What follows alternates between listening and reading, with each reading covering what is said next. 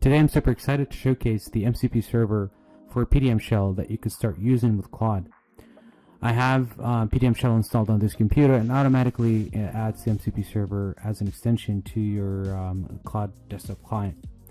Right in here I'm going to start by showcasing some of the functions that we could do. Actually, let's just start by listing all of the capabilities. So can you list all the commands you can call from the PDMShell MCP server?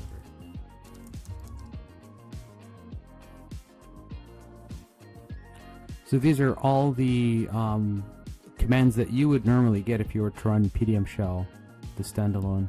So I'll start by saying, can you list all of the vaults available on this machine? And pardon my spelling mistakes here. Saying that we've got 2 vaults, and that is obviously correct. We've got the assembly gun and the blue byte vault.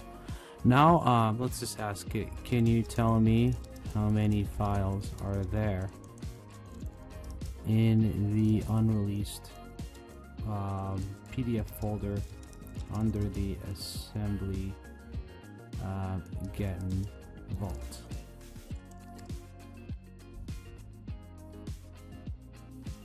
Just tell me there are 7 files that are in this directory.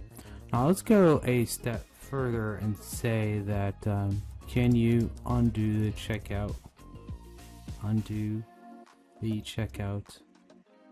on the file ending in R_220.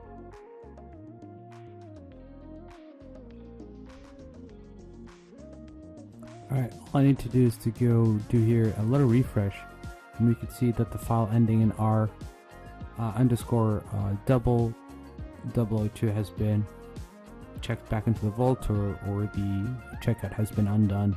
The example that we're going to do right now will illustrate how the shell tool can be extremely useful with batch processing multiple files. So I'm not really too happy with the file name structure, so I could say, can you rename all the files in that directory to not have the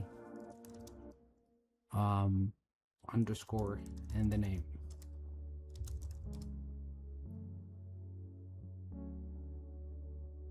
Obviously there's a few spelling mistakes there, but the AI should be able to understand the intent and then convert that to the appropriate commands that we could do. So I'm being asked here, what do we replace the underscore with? We'll just replace it with maybe space. I'll just replace it with space. So it's doing each file one at a time.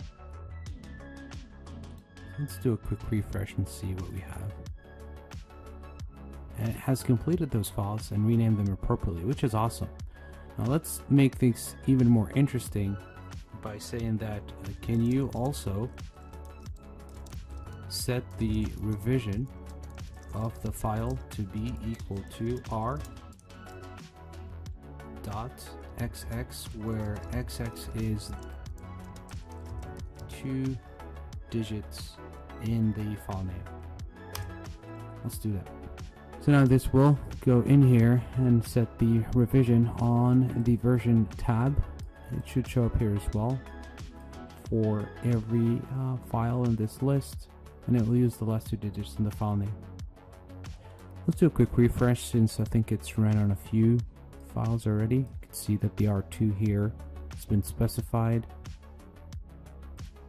R2 for R.02, and the same thing for the other files, and it's doing 1 file at a time. You can start using this today. Actually, just download PDMShell from our website at pdmshell.com. It'll automatically hook to your Claude, and then you can start using Claude to automate your PDM.